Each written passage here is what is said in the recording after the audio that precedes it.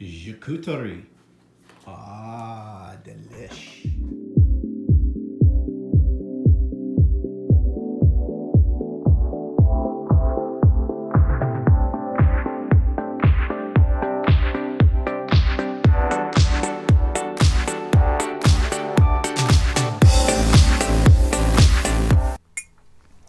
Good morning, everybody. It's Stephen here for Bland Designs, and this is my weekly vlog for Monday, August the 20th, 2018. And I hope everybody had a good week, and I hope you have a good week coming up. Well, we've got nothing really special this week planned, but I do have a few projects I need to work on around the house. And you noticed at the very beginning I gave you a little teaser with a meat platter, or as we like to call it in Canada, charcuterie. It's French for meat platter, but it sounds better when you have that. And that was kind of a picture of something that we had a very special guests this past week, and I'm going to talk a little bit about that in a few minutes. And if you saw Stephen and Walter live, you already know who I'm mentioning. But let's get into today's vlog. A little coffee. And let's talk about first things first, projects. Well, I only had two projects. One of them, I know it's only August, but Mike Deacon put out some digi-downloads for Halloween. And you know I love his digi-downloads, so I downloaded them and I thought I would create a tag. Now, in this past week, I got called into my old job at Class Act. Occasionally, Carol, the owner, asks me to come in to help her out. This past week on Wednesday, she was doing a class and her regular employee was very, very sick and couldn't come in, and she didn't have anybody else to cover cash while she was trying to teach. So I came in for 3 hours or so and mined the store, so to speak, as Carol was teaching her classes. And that's fun. It's, you know, I like to help Carol out. But it's a Wednesday, and you know, you never know. It could be really busy, it could not be really busy, and it wasn't terribly busy. So I took a few art supplies with me and decided to do a tag. And so I just impromptu made this tag. It's a large tag, and it's a Halloween tag. And if you look at it, the digi-downloads in the background, those are from Mike Deacon. I used oxide inks and some Tim Holtz rubber stamps for the background.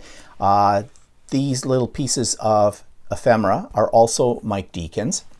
The paper dolls, these characters are from, along with these words, are all from Tim Holtz's collection, his ideology collection.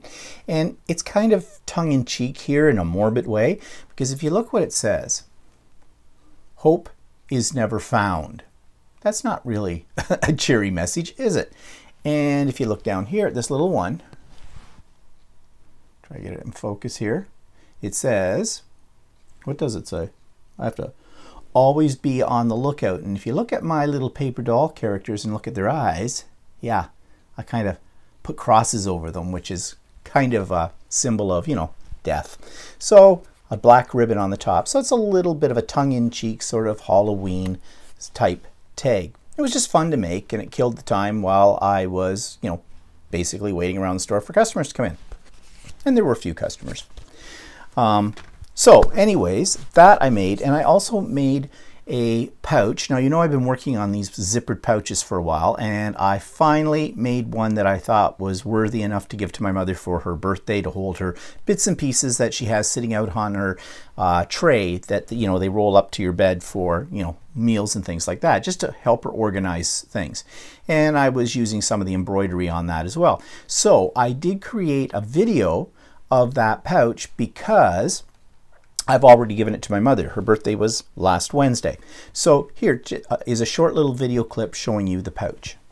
So last week was my mother's birthday, and I made her a pouch. And you know, I've been trying to make zipper pouches for a while and not having a lot of luck. Well, I finally hit a style and a design that I think works fine. So I'm doing this video in advance of giving her this, because once I give it to her, you won't be able to see it.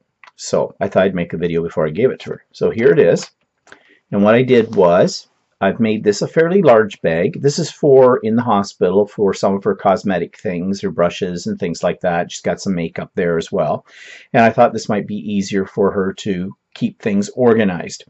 So I made this pouch, and on the outside of the pouch, I did some embroidery work, as you can see. This is actually a quilting design because this is a layered bag. It's quilted, and you'll see what I mean by that better when I flip it over. And I also embroidered her name onto the front of it. Her name is Lorna. And to flip it over, here's the other side. Now I put the zipper here in the middle on purpose because I thought it would give her easier access. Also, it closes nicer. When I put the zippers on the top of these bags, there always seems to be a gap up here. So this is all embroidered in a quilting style. And you unzip it, and there's the inside. Now, what I have in here is I got her a box of her favorite chocolates, Laura Secord miniatures, and she eats these like they're going out of style, the mints. I mean, what else are you going to get somebody that's in the hospital? But the main gift is this bag, and you can see there's plenty of room. It's easy to get your hands into, get things in here. It stays flat on a desk or table top in front of you, and I'm thinking of the table that they use to serve her meals on, that they roll to her bed or to her wheelchair. And it's got a big zipper pull, so easy for zipping it up and for unzipping it. So that's what I made for my mother. As I said, it took some time to figure this out, but I'm really happy with the end result, and I think this is going to be a design now that I know how to make these. I can probably rattle them off pretty quickly, and I might make some of these as hostess gifts for friends when we go over to their place for dinner, or just to give people something. Might be good with some of my cards inside of it. So that's my zipper pouch. So what else have I been creating with my sewing machine? Well, I did some more embroidery on towels, and you remember I showed you the embroidery that had the butterflies on it, but I wasn't that happy with it because I kind of put them a little high up on the towel, I thought. And also the design, the antenna don't show up very well on a towel, so you weren't sure if you were really looking at an abstract design or a butterfly. So I decided to use a different design, place it in a little better spot in the towel, and these were a set of hummingbirds. I just repeated the pattern on the bottom of the towel. I did 2 towels like this, and this is much better placement because, as you can see, much more surface for actually drawing your hands without mucking up the embroidery. So I've been having a lot of fun with the embroidery sewing machine, as you know, and latest project that I've started working on, and this is something I'm just doing out of my head. It's not a pattern or anything. I decided to download some really neat looking damask. They called them damask Halloween embroidery designs. And I did, and I'm starting to create what I think is going to become either a table runner or a wall hanging. Right now I think a wall hanging for Halloween. Now I don't usually make Halloween stuff. You know, Halloween bah humbug. But these designs sort of caught my eye, and so I've been working on this, and I've just been using kind of scrap material that I have laying around. So it's not finished yet because I'm not sure where I'm going from one step to the next step. So when I did get it done, of course, I'll let you see it here on the vlog. That'll probably be next week. I hope to have it finished by the end of the week. I'm also getting ready to start working on that giant queen size quilt for our bed, which I've been putting off and putting off and putting off. I got out the material, I got out the pattern, I've pressed all the material ready for cutting. I have to get some more fabric. I discovered I'm a little short for that, so tomorrow I'm going over to Ultimate Sewing to get the fabric for that. I'll press that, and then I'm going to start the cutting process. Now I am going to document this as a special Idiot Quilter presentation. Each stage of the way I'm going to do a little tiny video clip of what I'm doing at that point. And when I get the quilt done, I'll have an entire process video in a sense of, or at least my process in making this quilt. At least that's my theory. We'll see how that works out. Okay, so that takes us to the YouTube channel of the week. It is about sewing, about quilting. but it's a very entertaining site, I think. And so if you are a quilter or sewer, you might enjoy this as sort of a background soundtrack to when you're working on something. It's called The Stitch TV Show, and I'll insert the clip right here. This week's YouTube channel is The Stitch TV Show. Now, this is about quilting and sewing, mostly about quilting. But what I like about this is it's more like a podcast than a vlog production, meaning that although there are visuals, most of it is chatting going on between these two ladies that run this channel. They're both experienced quilters, and they're funny. They have some inside jokes with each other. They have some quilter type jokes, but just in general, they're just fun and happy people to listen to. And I often put this on in the background when I'm working in my sewing room on a project. Just, you know, listening with one ear and concentrating on my project. I quite enjoy it. So if you're looking for something that's a light banter but also informative, you might want to try the Stitch TV Show. So, persons of interest? None this week. But I had an idea, and I brought this up on Stephen and Walter Live yesterday. I was thinking, what about a Skype interview? Most people have Skype on their computer. With Skype, you get a face-to-face. It's like FaceTime on an iPhone or an iPad. It doesn't cost anything because you do it all over the internet, so you're not using, you know, cellular charges, long-distance charges, things like that. And if I can figure out how I can capture a Skype session so that I can insert it as a video clip into my weekly vlogs, I'm thinking that might be kind of fun to do. It would mean that I'm basically videotaping somebody as I talk to them. Videotaping, taping, recording, I guess. I always want to say videotaping, but you know, we don't use tape anymore. How archaic. Anyways, I'm just playing with this idea right now. Now, I know a lot of you would even be more shy about that kind of presentation, and that's fine. But there are some of you out there that I know you would probably enjoy doing this. And once I figure out how to do it, how to actually capture the Skype as it's happening, I'll let you know. And then maybe some of you, we can get in contact and I can interview you sort of in a semi-live kind of way. We'll see. Let me know what you think about that idea. And let me know if you would be interested in making the connection too. Then I'd have something to go on. Okay? So just something a little different that might be kind of fun. Got to keep shaking things up, you know. Okay, so video resources. All listed below. Stephen and Walter Live is there, of course. 2 episodes of The Idiot Quilter I've done in the past week. My sewing hits and misses and the crazy quilt style placemats that I made. Then, of course, there's the link to the Stitch TV show that I just talked about. And there's a link to the book of the week, which we'll come to in a few minutes. So everything is listed below for you. Okay, so what's pissing me off this week? Well, I got a letter right here.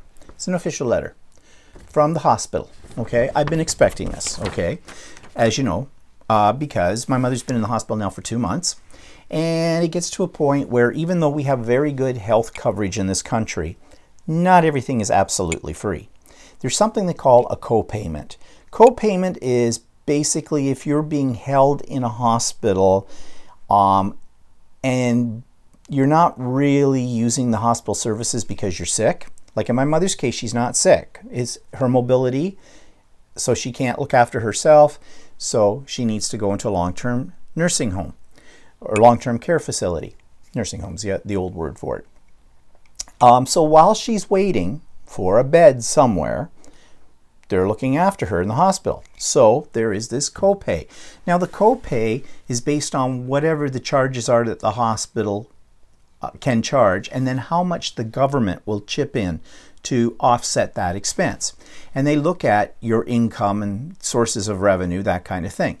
So I knew that my mother brings in just slightly more than what they would consider to be, you know, basically the poverty line for this kind of thing. And, you know, our government has done that on purpose. They make it look like they're really helping you, and they are to a point. But really, the minimal amount that you can get help with,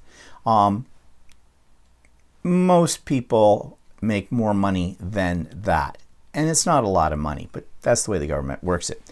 Anyways, I was waiting for the notification of how much this was going to cost me. And so they sent me this letter, and they told me that they were charging us from the 16th of July up to the end of July. So there's one invoice for that, and then it'll be monthly from there on in, and they gave me what the charge is monthly. None of this is a surprise. I knew this was all coming. I knew exactly how much it was going to be, and it's looked after. This is not a problem, okay? Because we knew this was going to be what was going to happen, okay? So that's fine. But I get this letter, and I don't know, maybe I'm making a mountain out of a molehill. Maybe it's because I was an English teacher, so to me language is important and the tone of language is important. But I'll just read this letter to you. It says, "Dear Stephen, enclosed is the chronic co-payment form for Lorna Bland. Based on the income information provided, the monthly fee will be $1,848.73 per month, or $60.78 per day to commence as of July 16th, 2018.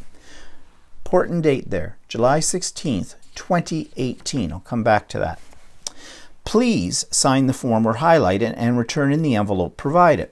So far, businesslike, tone is fine. Now here's the killer line. "It is mandatory that this form be returned immediately. I have also enclosed the invoice for July." Okay. It's that line.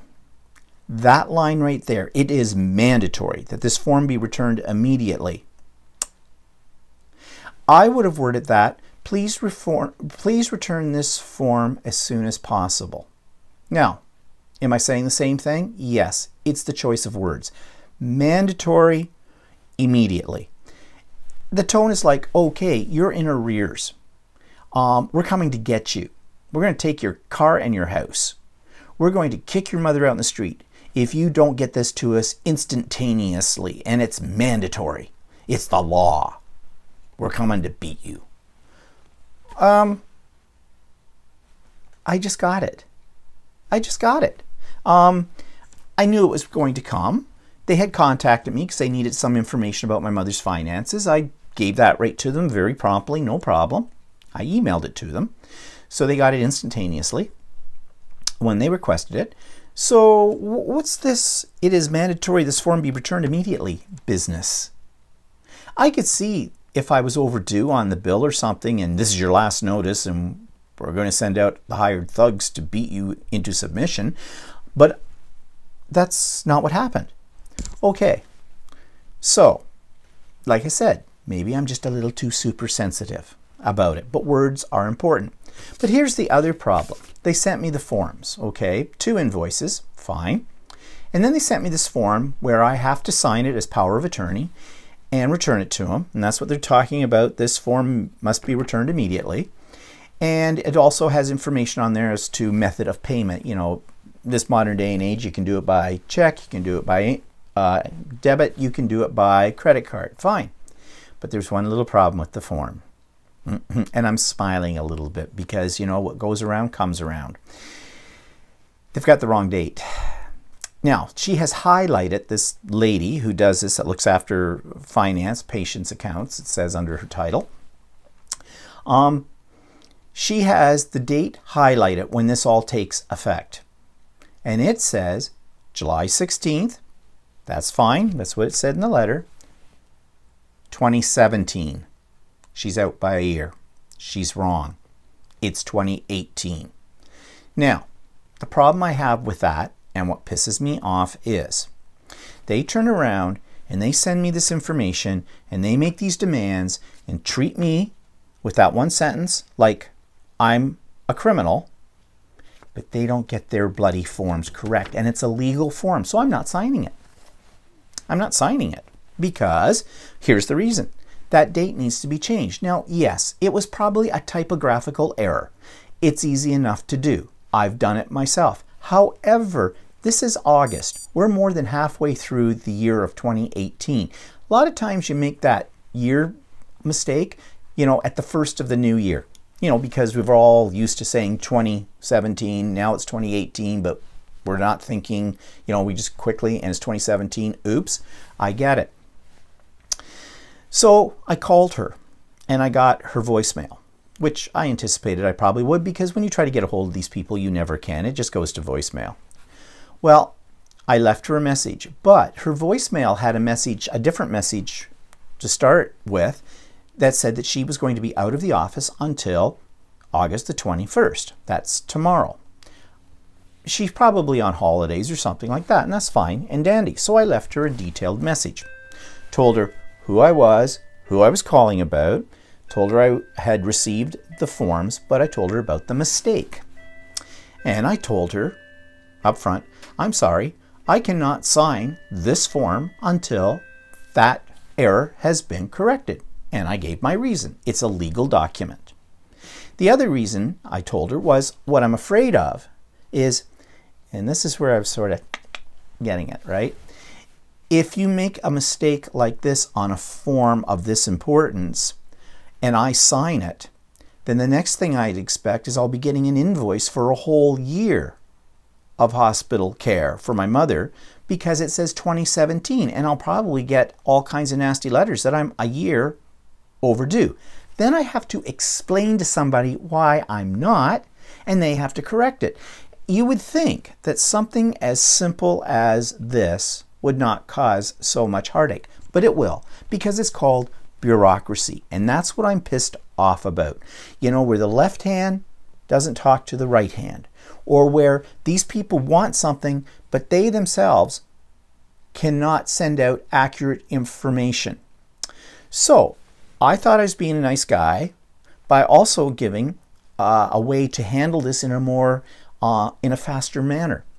I said, if you'd like, I will give you my email address and you can send me a PDF version of this form with the correction made on it, and I'll gladly send it.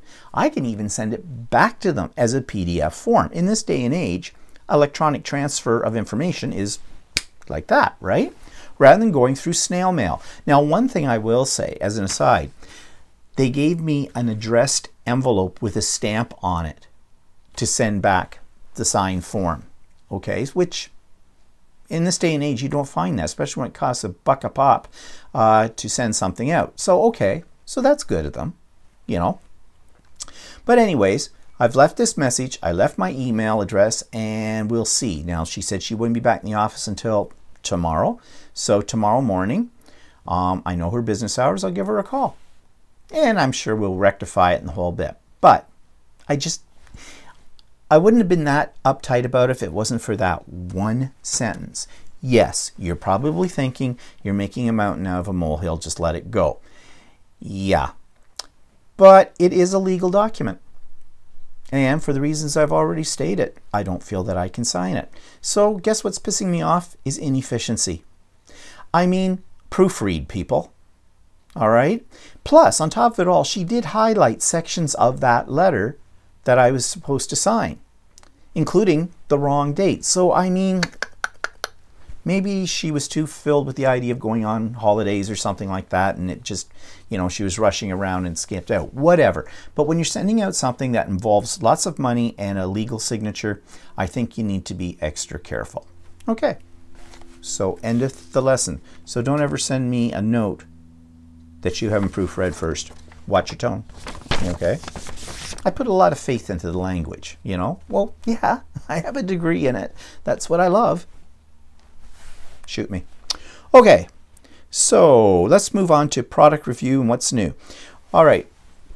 This isn't, well, it is kind of a product review, but, you know, I want to talk about Amazon for a second. You know, Amazon traces or tracks your spending habits, of course. Most companies do online. And, you know, you'll always get things. If you've bought some stuff off of Amazon, you will find when you go to Amazon next time, they're going to have a recommended products that are sort of related to the same kind of thing you bought before. They'll even send you an email notification. I get one one once or twice a day from Amazon, which is fine because I deal with Amazon quite a bit. Well, the other day I did get one of those notifications. I had ordered some replacement label tapes for my label maker. I have a P-Touch Embellish. Actually, I have several P-Touches. I actually have a P-Touch. It's really old now, but it's physically attached to my computer as a printer as well. And for the most part, most of them all take the same type of replacement tape, which are these. These come in different colors and different backgrounds and things like that, but they're really, really pricey. These little suckers range anywhere from about $16 to $20 for one at Staples, which is about the only place you can get them from in my area. Staples is a office business store kind of a thing. So they came up on Amazon with this advertisement showing one company. You could get 7 of these in a variety, that was sort of a variety pack, different colors on different backgrounds, 7 of these for $32.49 Canadian. I have Prime, so it was free shipping to come in 2 days, and the tax was included. So $32.49 for 7 of these. So that's basically about $130 to $140 if I had bought the same number at Staples. So bargain, really. Now the one thing I was a little iffy about was, are they the genuine tapes? And they were. And the other thing too was, this was a third-party company, but it said shipped by Amazon. So that means Amazon has them already in stock. So I'm not waiting for something to come from China. So I took the chance. I wasn't really taking a chance because I know how Amazon works usually when you order things, and you know, they checked all the boxes off on that one. So I ordered them, I got them. I got 7 of these suckers. This is 2 out of the 7. They are original. They are made by Brother. Well, here's the ironic part. There is Chinese on them, but Brother is actually, and that's the company that makes my P-Touches. They are a Chinese or Japanese company, one or the other. And but anyways, they came real fast. In fact, they came in 1 day, and they're fine. They're perfect. Bargain. I won't need to buy these kind of tapes because I use these quite a bit. I won't need to buy these for quite a while. So good to know. So, you know, sometimes it pays to take a few minutes to take a look at what Amazon is recommending for you, because you can sometimes find some real deals. Okay, so that was the product review for this week. So let's go to the book review. Now, last week I was talking about a book that was more technical, about binding books, making, you know, hardcover books and journals and things like that. And I forgot that I had bought this book many years ago, Books, Boxes, and Portfolios. Now, you can tell just by looking at some pages here, I'll just open it up at random, that this book is a technical book. You can tell by the diagrams and everything that's in here, and it is. This is a professional book in terms of learning how to do these things the way professional book binders, box makers, portfolio makers would do it. But it's a great reference resource. Now, not a cheap book, okay? This book I paid, it says on the box or on the back, and I don't even know where I got it. I don't remember, but it says $49.95 Canadian. Right here. Pricey. Very, very pricey. It is a hardcover book, and it is a good book. However, I looked it up on Amazon.ca, and you can get this same book right there for $17.65 Canadian. And they have some that are new and some that are used. And I think I didn't go to the used part, but the used part you might be able to get it even cheaper. So really, this has come down in price. And I'm not sure when this book was published.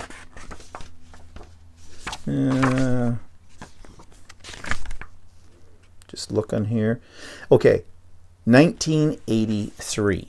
So one reason why it's probably priced now at $17.65.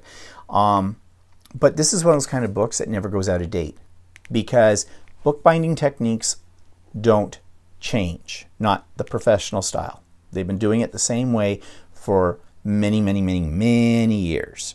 So if you're serious about getting into binding hard-covered journals, books, that kind of thing, then this might be, especially at $17.65 Canadian, this might be a good resource to invest in. Okay? All right. Where does that take us now? Page 2. Segment number, oh yeah, inspiration. All right, the inspiration for this week is basically based on what I did here. Making seasonal tags, okay? Halloween will be upon us before you know it, and a lot of people really get into Halloween. Then, bang, it's Christmas, okay? So, as we go into the fall, and as we get closer to Christmas, you know what happens. Everybody gets really, really busy. And if you're going to be making gift tags, like, you know, tags for presents, things like that, cards, that kind of stuff, maybe now's the time to start. But why not let what you have in your stash be your inspiration? One, it uses up some of your stash, so you're not buying a lot of new stuff. Two, you can get a little creative with this. Let what's in your stash dictate what the design is going to be. I said I had these digi-downloads from Mike Deacon. They were my inspiration. I just went from there. These characters are not necessarily associated with Halloween, but by playing with the words I had and by, you know, blacking out their eyes kind of a thing, I made them into Halloween. So you see, you can alter some of your stash that may not be traditionally meant for some specific holiday, but make it work for that. Break out of the mold a little bit that everything has to be like Christmas. You have to have green and red, okay? It has to have a picture of Santa Claus or a snowy winter scene or gifts on it. There might be other elements that have nothing to do with Christmas that once combined with other elements have a Christmas feel to them, or a Halloween feel to them, or a Thanksgiving feel to them, or an Easter feel to them, whatever. I think what happens is we get carried away when we walk into a craft store at certain times of the year and they have right on the end aisles all of their seasonal materials. Even the dollar stores do that. Dollar store right now has Halloween stuff out and fall stuff. And about in another week or two, you're going to start seeing, yeah, I hate to say it, but Christmas stuff out there. So, you know, and what I often do is I go in and go, oh, that's cute, love that, whatnot, I could use that, and I get this stuff and I don't use it.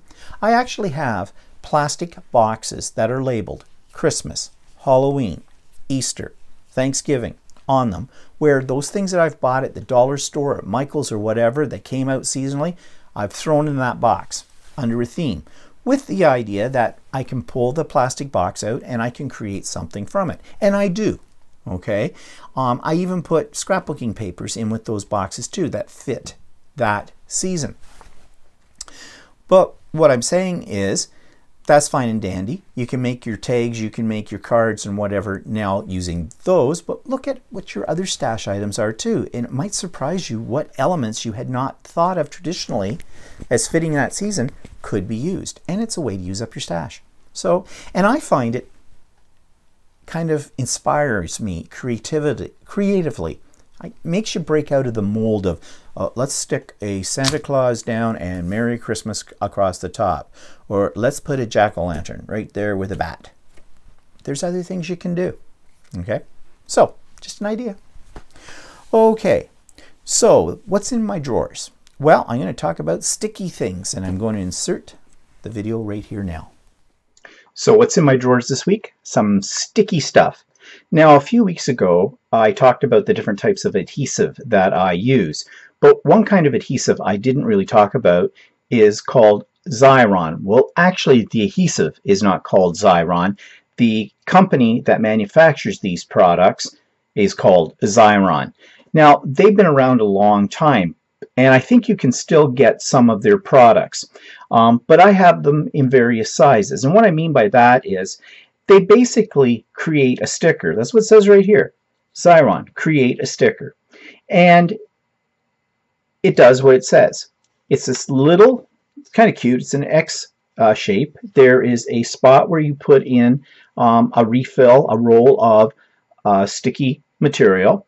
And basically, you take any little scrap you've got that you might want to make as a sticker, and you just put it down inside here, push it down, pull the tape under here, comes out, and when it comes out, you have this sort of like a piece of clear plastic. You just rub that, and it just eats up some of the squished out sticky that may have come out through the edges of your little thing that you're making into a sticker. Peel it away, and you now have a sticker. This is like a piece of wax paper that it's on, and so when you take it off, it has all the sticky right there. And let's grab a little sticky pad here, stick it down, and there you go. It's simple as that. Now, you don't have to use it immediately because it's on this piece of wax paper. You can make a whole bunch of these. Say you were going to do some decorating on some envelopes or stationery or making some stickers for the kids to play with. You can make as many of these as you want and peel them off and use them as you need them. So it's really good for that. But one limitation, as you can see, this isn't very big. So it can only handle little pieces. Pieces that I think are no larger than 1.5 inches in width. Length doesn't matter because it's as long as the roll, and I think a roll has about 25 feet on it, I think. And to replace the roll, and I'll just show you what that looks like if I find one. I think I've got a spare roll here somewhere. Just bear with me. Oh yeah, I stockpile these things. So here is what a roll looks like, and it's just as I said, a little cartridge that just drops down inside. Now this says on it that this is permanent. You can get repositionable adhesive that will fit in here as well.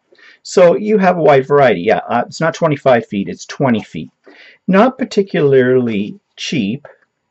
I can't remember what I paid for this, but I think it's $6 or $7 for a refill. Of course, finding them is not easy.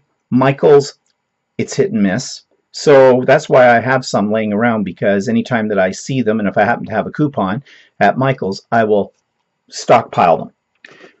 So that's one size. But what if you want to do something a little bigger? Let's say you want to do something this size. Well, can't do it with this one. But there's another machine. This one. Now this one will handle up to, I think, 2.5 inches wide. Again, length doesn't matter. It works essentially the same. You can see this one, though, has a crank on it. There's a refill that pops in right down in here. And again, I stockpile these. And again, they're not cheap. And so you take your piece that you want to make sticky and just crank it through and out. Now you'll notice something a little different about this one, which I do like over this one. This machine puts it right onto wax paper. There is no plastic film you have to pull off of this. And the same principle here. You just lift it up, it's all sticky, and away you go.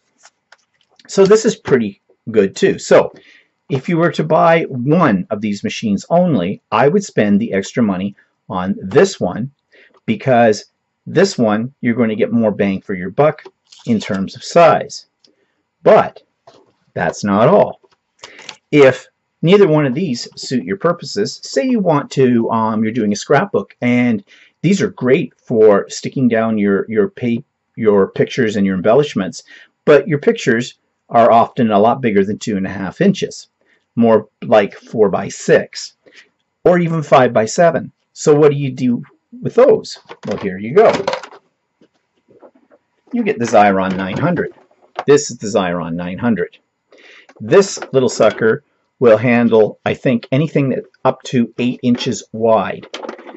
It takes a cartridge, it's got a little door that pops out here, and there's a cutter over here that actually will come off, and you can use it as a standalone cutter. Normally I don't. I just leave it right in here. And with this, you just put your item here on the platform, push it in, move it around here so you can see.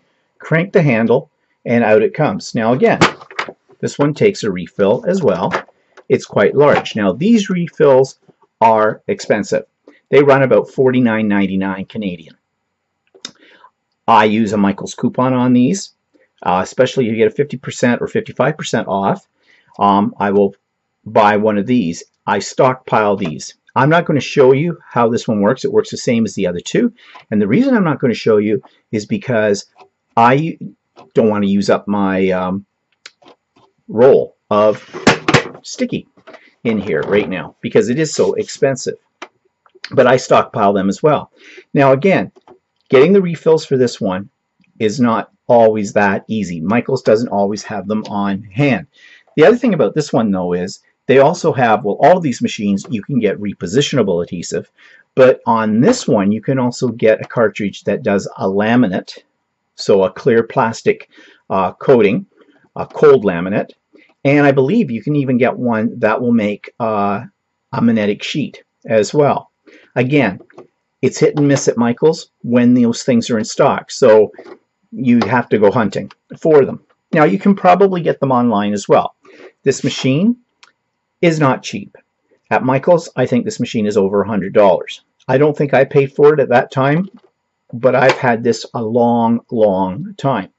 But this was an investment. All of these are I invested in, and I do not regret a penny that I've paid for these because they work and they work well. And they've lasted me for years.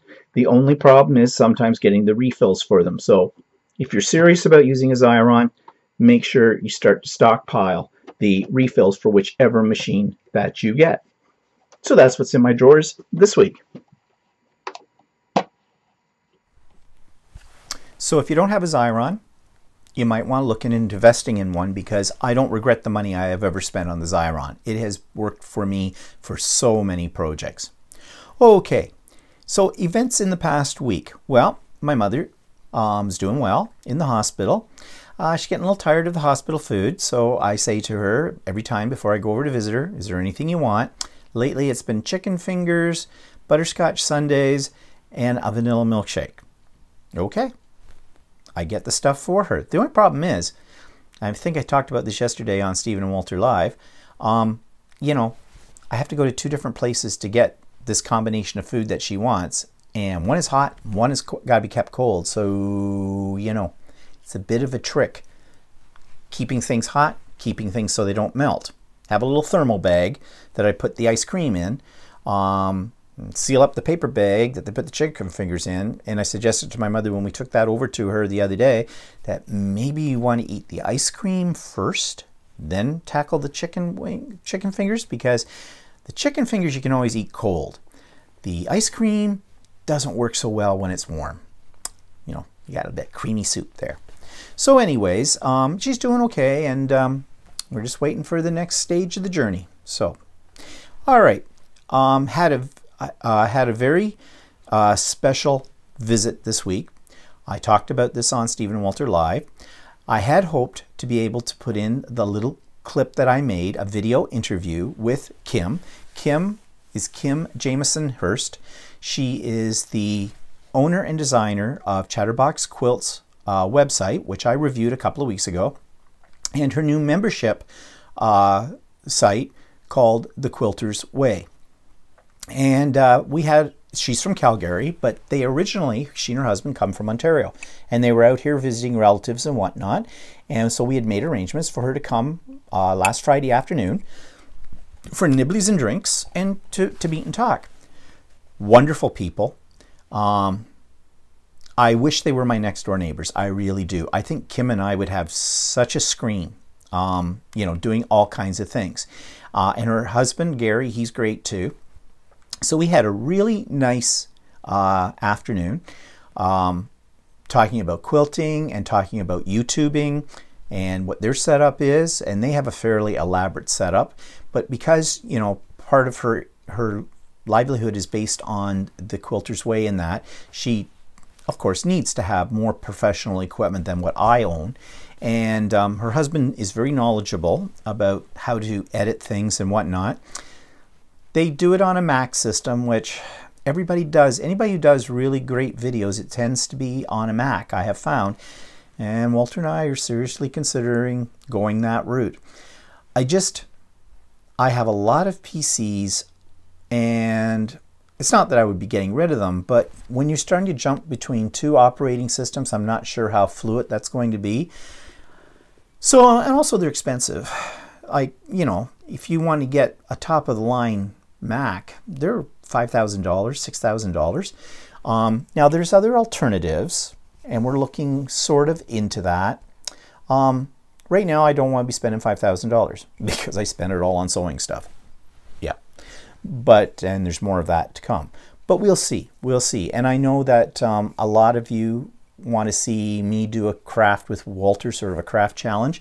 And we can do that, but we'd like to do it live. And to do it live, we need to have two different camera angles. And right now, in the equipment that I've got, for a multitude of reasons, I haven't found anything that's working the way I want it to work. So I keep looking. So down the road, that will be coming. When, I don't know. But whenever we get this sorted out. But Gary offered to give us a hand with that if we needed, you know, advice or suggestions on how to edit and that kind of thing, which is great of him. But it was a great afternoon. And, you know, it's very rare that one gets to meet a person who is offering a service on the internet that you're paying for. And I can tell you this, if you are a quilter, if you've checked out the Quilter's Way and Chatterbox Quilts, and you're hesitant about joining the membership site, the Quilter's Way, it's only $10 US a month, which is very reasonable. I will tell you this, I'm a member. I intend to stay a member because after meeting Kim and her husband, I know that they care about making quality videos. They care about good communication with their clientele. They want to customize what they're doing for the needs of their clientele. And they're very honest and forthright people who will not screw you around. Okay? And it's very rare that you actually get to meet the faces behind these kind of things. And so, yeah, after meeting Kim and her husband, I have no qualms whatsoever about being a member of the Quilter's Way. Now, I did a video, little interview, and I blew it. And I have to say, it was short, but it was a good interview. Like, I don't know, something kicked into me, and I just, because it was impromptu. I had not planned to do that, so I didn't write out the questions or anything like that, and it was a great little segment. And I have 4 seconds of it because I accidentally pressed the stop button while it was video recording, and I didn't realize it was stopped. And I am kicking myself in the head every day over that. So I wrote to Kim, told her what happened, and I suggested that when we figure out our technology with Skype, that maybe we could do a more intensive interview of each other through Skype, record it, and then I can put mine up here on the vlog. And she's all for that idea. We have to figure out the technology and how to do it. And I know it can be done because people do it all the time. So that was why I got the idea about extending the idea of Skyping for persons of interest. So kind of leading back to what I was saying about that before. So anyways, if you haven't checked out Chatterbox Quilts, the YouTube channel and the website, do. And there's a link in the website to the Quilter's Way as well. Check it out. If you're a quilter, I think you'd get a lot out of it. And you don't have to be a beginner, okay? It's all levels, and Kim's very, very knowledgeable. Okay, so that was great this week. And the other thing that we did do is, because people have requested that we show more of the area we live in and that kind of thing, we decided to have lunch in the reflective gardens at a place called Parkwood. Parkwood is the estate of the late Colonel Sam McLaughlin, who is president of GM Canada, and something that Oshawa is famous for. Parkwood is beautiful. You can have a tour inside the house, or you can just wander around the gardens. Wandering around the gardens, which are also beautiful, is free. But they do have a little tea house at the end of a very extensive reflective pool fountain system. And it's kind of a nice setting to have lunch. Now, we went there about a year ago, and we had scones, and scones are like a tea biscuit, but they're better. That's something that comes out of the UK, more or less, and beer, because they were licensed. So we went for lunch, and the menu had changed. They didn't have any scones on it, and really it was very, very limited what they did have. They were no longer licensed. So we both had a chicken salad wrap that came with a little salad on the side, and I had a lemonade and Walter had a Perrier, and we sat by the reflective pool, which was very nice. It would have been a lot nicer if we could have had a glass of wine, but we couldn't. Now, they do a high tea as well, and they had some tables set up for a high tea, but you have to do that by reservation, and it's $35 a person. And makes me question what you get for $35, because although what we had for lunch wasn't bad, it wasn't great. It didn't have a lot of flavor. It's a catering company or something that actually does it. And I don't even know if they make them right there on the spot. I have a feeling they come pre-packaged from this catering company. They just unwrap them and throw them on the plate. And it wasn't really cheap. I mean, for what we had for lunch, it cost us over $30, okay? Was it worth $30? Not really. Was it absolutely horrible? No, not really. It's just, I would say, I was disappointed because so much more could be done with that site. And last year it was a lot better. So I don't know if they changed catering companies or what the problem was. But, I mean, they had a charcuterie. Ooh, things go back to the beginning again. They had a charcuterie for two. But charcuteries and lemonade? No. No, if you're going to have charcuterie, you need to have a glass of wine with it, I think. Now, that would make it really elegant and the atmosphere really nice with that. But no, they're not licensed. So anyways, I've got video to show you of this, and I'm putting it right in here right now. Okay. So this is the back of Parkwood. So today we decided we're going to do lunch here in Parkwood. Parkwood is the estate of the late Franz, who was the president of General Motors Canada. Probably not a good place to start at the back, Because but we're actually at the back of the estate right now, and they're doing some construction on it as well, restoration. But we're heading down into the garden area, which is where the tea house is, and there's a big, huge reflecting pool and gardens down here. This is always a very popular spot in the summertime for people to come for tours or just to walk around the grounds. It's free to walk around the grounds. If you want to take a tour of the house, it's about $15 unless you're a senior, and that's $12.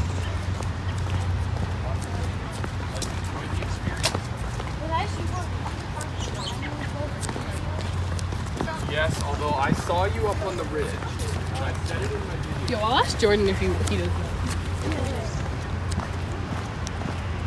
So it's kind of hard to believe that this is really in the center of Oshawa. We are only a couple of blocks from the main Back of downtown. the estate. We'll see the front at some point in time. Today is a little overcast. It's warm. It's not horribly hot.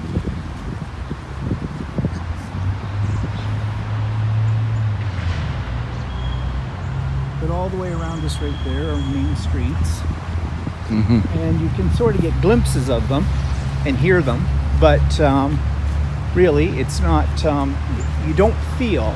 I equate it to what Central Park in New York is sort of like. You're in the middle of New York City, traffic all around you, and yet you don't think that you're in the middle of the city when you're in it. Well, this is kind of like that, except on a much, much smaller scale, of course. But we're opening up now onto the main reflecting gardens.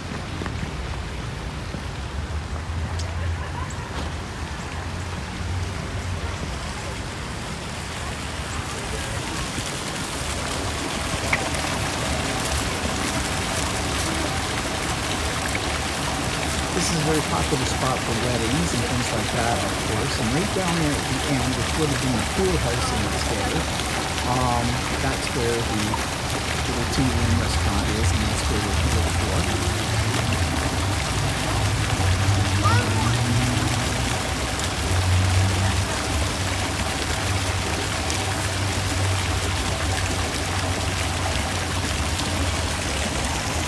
They do shoot a lot of movies here and television programs as well.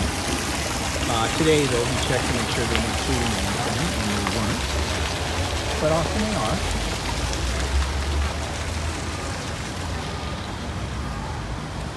And it looks very secluded here with the trees. If you look way in the distance, there's the glimpse of the hospital.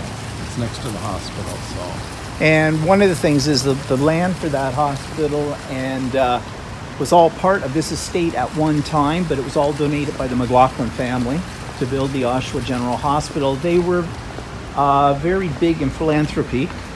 They donated a lot of money over the years to Oshawa, so the hospital, the library,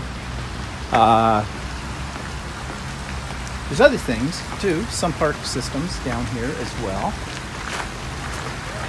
So they really gave back to Oshawa a lot.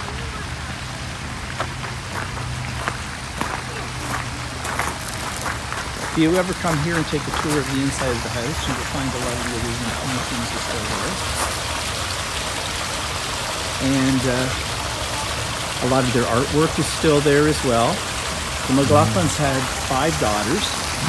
And Colonel Sam, as I said, was president of General Motors. That's his claim to fame, but actually his father started the Robert McLaughlin Carriage Company. And they made horse and buggies in the 1800s and eventually moved into the first models of cars. One of the brothers of Colonel Sam was a chemist and a businessman.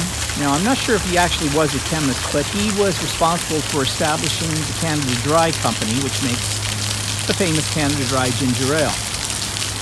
And there was another brother, I think, and he did something as well, and I can't remember what it was. So all of them did a lot of things. Something I'm just discovering on this gravel is not good to come here when you're wearing sandals, because I'm now walking on stones underneath my feet. But as I said, Colonel Sam had 5 daughters, and one of those daughters, you've heard me mention her name before, Isabel McLaughlin, was a great patron of the arts. She was an artist herself, and she and her cousin-in-law, Alexander Luke, were 2 of the principal benefactors of the Robert McLaughlin Gallery, which is named after the McLaughlin family for obvious reasons. So here's another shot of the fountain system. You can't really see the house from here, but you can see the top of the hospital, which is next door. So. And right across the street is the oldest high school in the region, O'Neill Collegiate. And they actually use the outside of that for some movies, period pieces as well. I'm going to put it on pause and then we'll continue later on, okay? Okay, so we're sitting here For lunch. Last time you came it was licensed, but I guess we're not licensed today.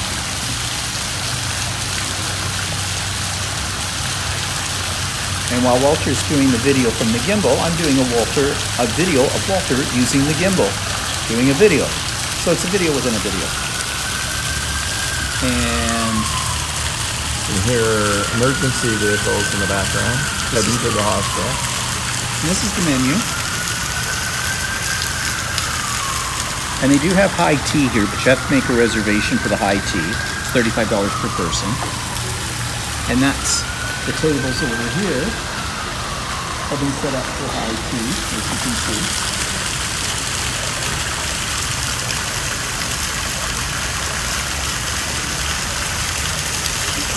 Are you not licensed? Okay, so we're heading back. We had lunch. It was... Lunch is no thrill. Yeah. Yeah. I wouldn't recommend coming here for lunch. No, you're paying for the atmosphere. The lunch part is not Yeah. really worth it. Last time I thought it was better when we were here, but we just had scones last time. Yeah. I didn't really even see scones No, on I the didn't see menu. the scones on the menu. And they were licensed last time we were here, too. Yeah, This time too. they're not licensed, so... We just had a crappy chicken salad sandwich with a salad. Chicken salad wrap with a salad and a side order of Hornets glasses Yeah. that were hanging around. We got these flowers here. Side. Lost, lots and lots of lost. Actually, this selection of flowers seems a little scant. Yeah. Well, Cheaping out. yeah, probably costs a lot to keep this place, maintain it. Yeah. They get revenue from doing movies and stuff here. I don't know. Yeah. I don't know if the city of Oshawa puts anything in there or what. They might put in some, but who knows?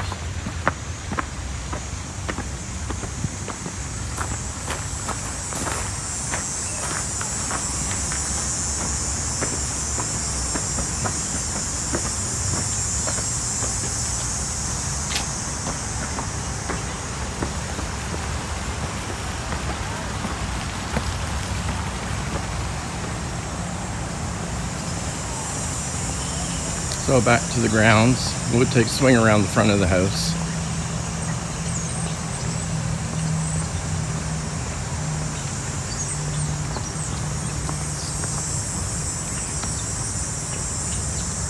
It's interesting to go through it, but the house, but we've been through it a couple of times, Yeah. so. Been through it. And you can't take any photographs inside, so.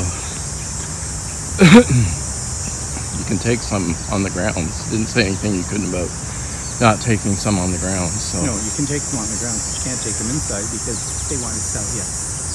Yeah, that's the back of the house. You may have seen it in some movies.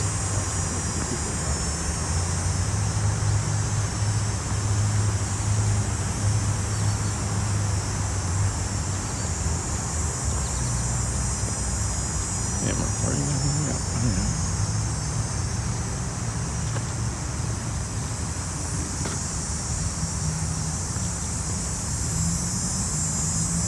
So we were in technically what's called the formal garden, and then up here there's the sunken garden, which I really can't picture what that is.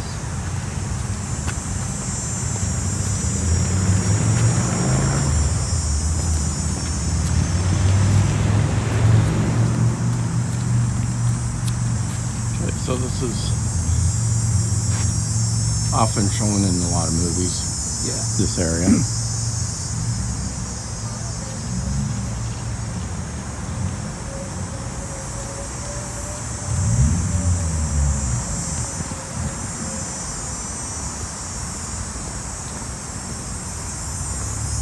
Ooh, castor plants. Oh yeah. We had those once. And can we go this way? Oh, I don't know. Yeah, you can get up through. I think you can. You can walk up through in there. You hear the traffic in behind. There's a busy street in behind here. So the sunken garden's down there. Where? Is that way? Where it's sunk through. I don't know.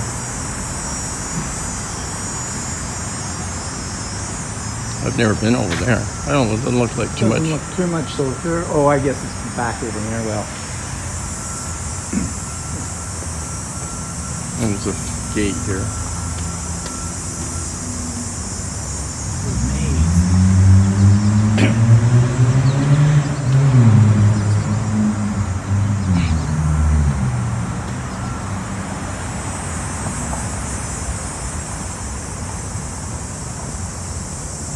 So this goes out to the front of the house. You may have seen this in some movies too.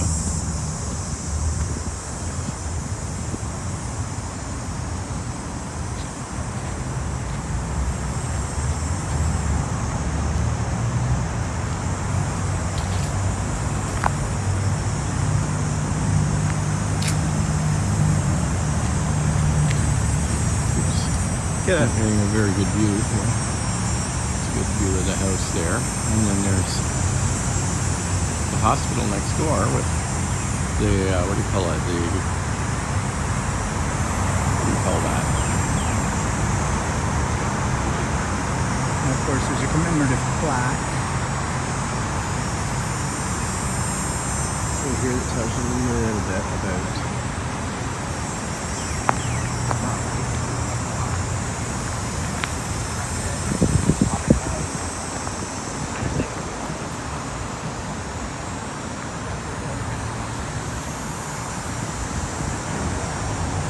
So he established in 1907 the Laughlin Motor Car Company in Canada, and then it became General Motors in 1918. So he had, yes, the planetarium in Toronto no longer exists that has his name on it that he gave money for. And he gave money around to other areas too, not just in Oshawa, but in and around the whole province.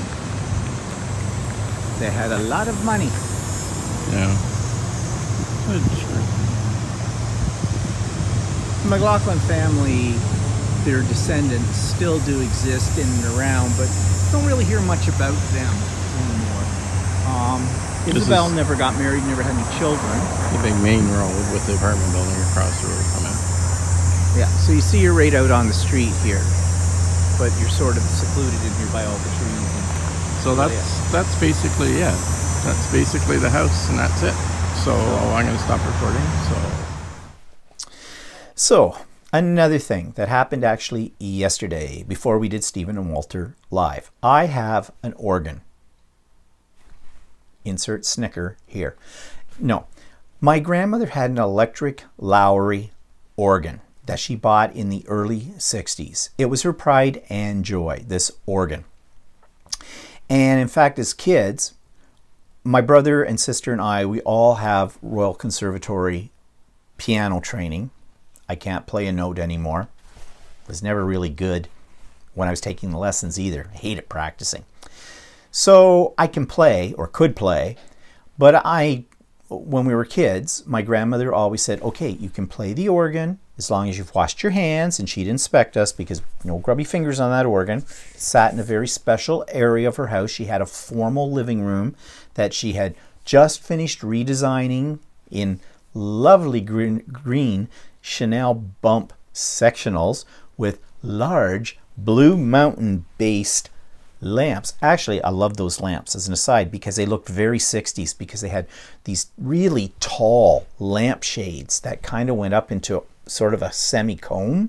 I actually had those in my first apartment. They were I inherited them from my grandmother, and they were actually in my first apartment.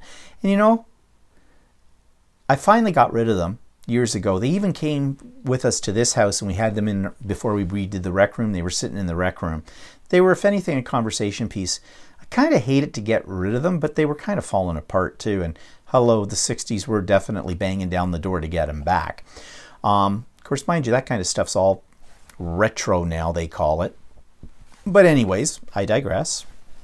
So this organ was her pride and joy. And she said that when she passed on, that organ would go to whichever one of us was the best player.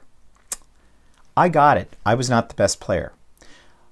My brother and sister were both better on a piano than I was. My sister has a great ear for music, but she has her own piano too, and she still plays.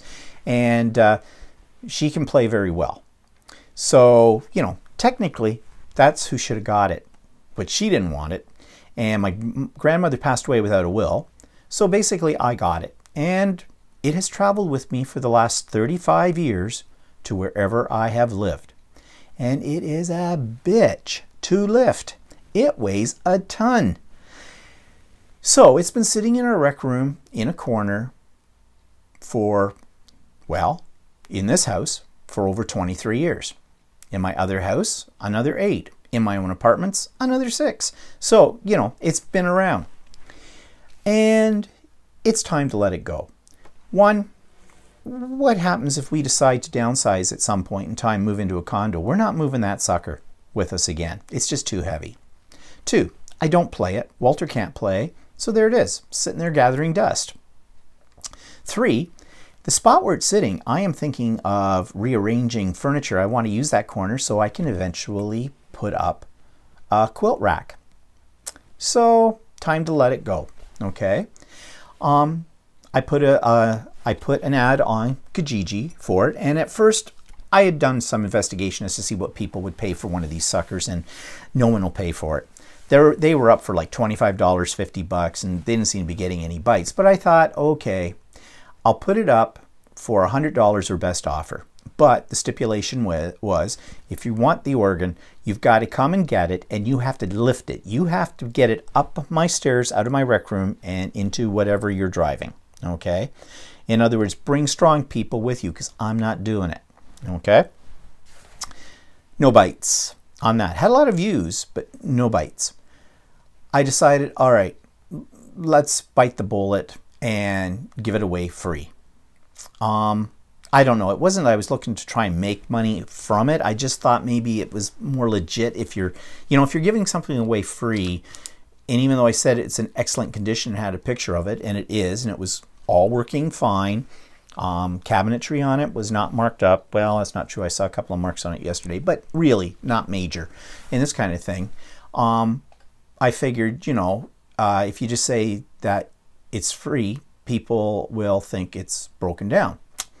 Guess not. So I had one bite. And I talked to this guy, and he came and he got it, he and his wife, and he had all the equipment to do it because he's very experienced at moving organs out of people's houses. Because he owns 120 organs. Various types, styles, sizes. You show me some pictures of them. And what he hopes to do, right now they're all in storage, is someday open up a museum. So he collects the provenance about these organs as well. The organ that he got from me, he asked me what my grandmother's name was, and her name was Daisy. And so this is now, he said, going to be called the Daisy organ. And I even had the original manuals and everything and sales brochures and stuff that my grandmother had gotten when she got the organ. I still had those. So I gave him all of that too, because that just adds to the provenance of the organ. And this made me very happy that this organ isn't going to be destroyed for parts or whatever. And really the parts in it, it was at the time when we were moving in technology away from vacuum tubes to solid states, to capacitors and resistors and things like that. And this is kind of half and half. There are vacuum tubes in it, and there is electronic components as well. So that makes it somewhat unique. It's historically, it's sort of that transition period in technology, which makes it kind of interesting too.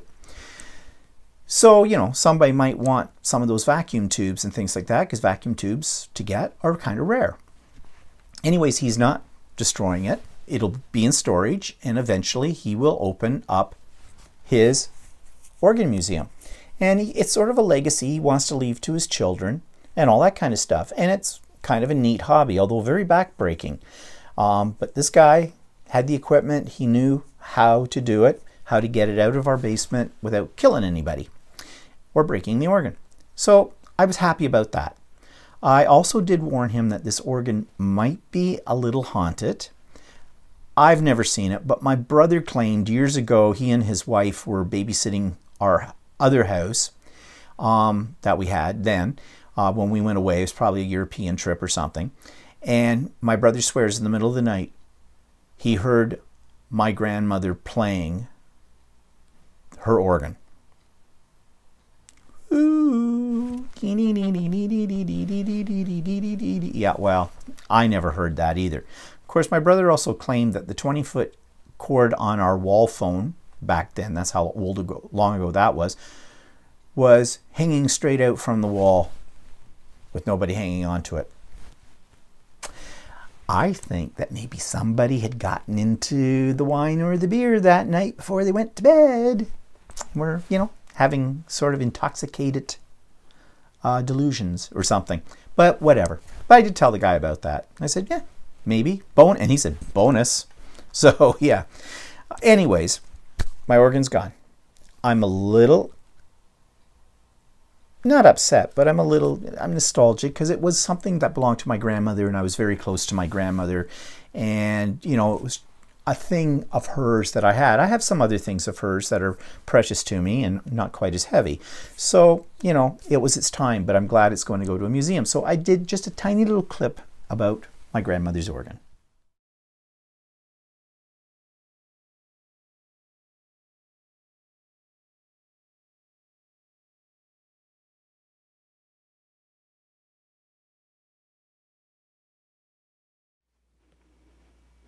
So today, after all these years, I'm finally getting rid of the organ. And I'm a little upset about that. This was my grandmother's. She had it in the early 60s, and it was a great source of joy and amusement for her and for other people that came around, because my grandmother was a wonderful keyboardist. She played a lot of things by ear, but she was really, really good. And I remember a lot of good memories around this organ. But it's just a material object, and you know, after a while you have to let go.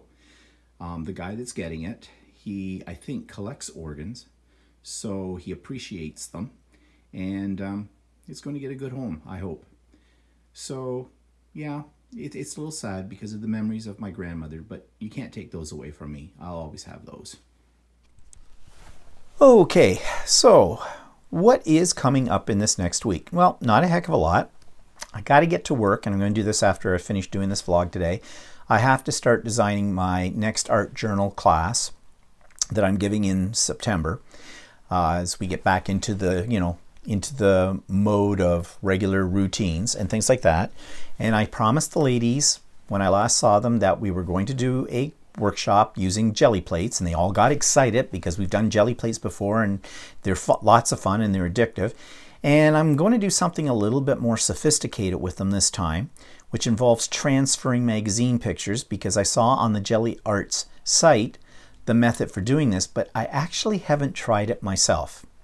So yeah, I've got to spend some time today trying to do that, and then writing up my whole lesson plan and making sure I have everything I need for this class. It doesn't happen until about the second Sunday in September, so I've got lots of time right now. I've got about a month, but you know, time flies, and so that is something I've got to do today. And I'll probably also videotape.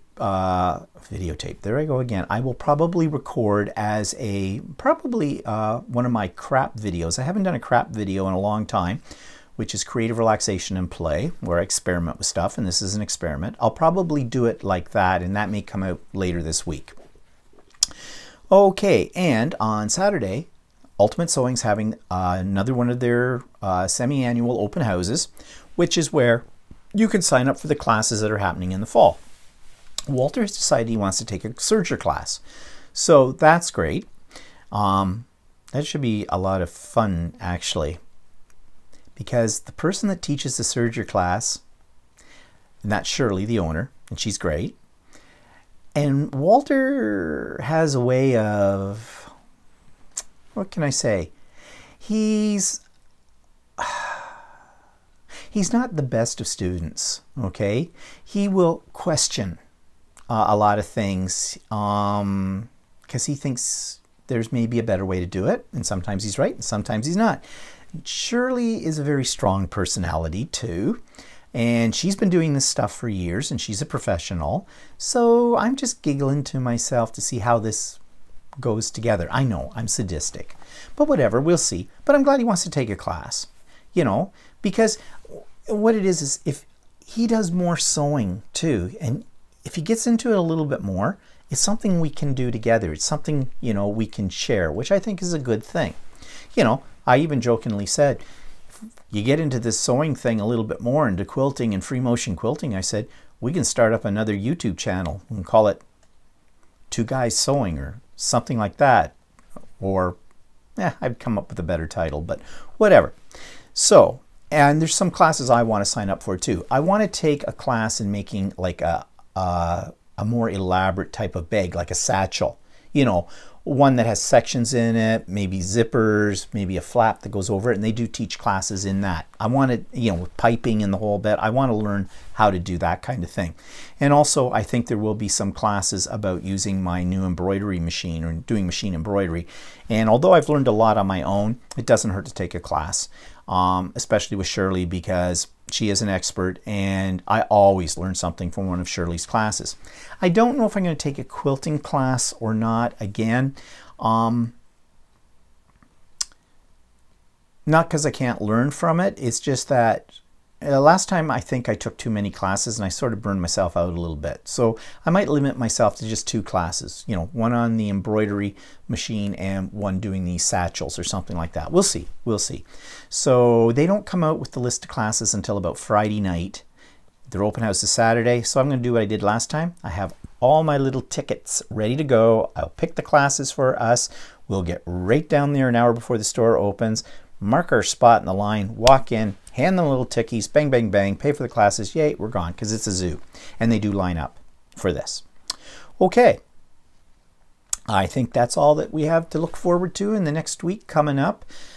So I hope you have a good week. And Stephen and Walter Live, as always, next Sunday, 4 o'clock p.m. Eastern Standard Time. Maybe see you then. Think about Skyping with me. If you're interested in doing that, just send me a note, either through my email, which is at the end of this vlog, or in the comments below, and we can talk. Okay? So have a good week. Bye-bye for now.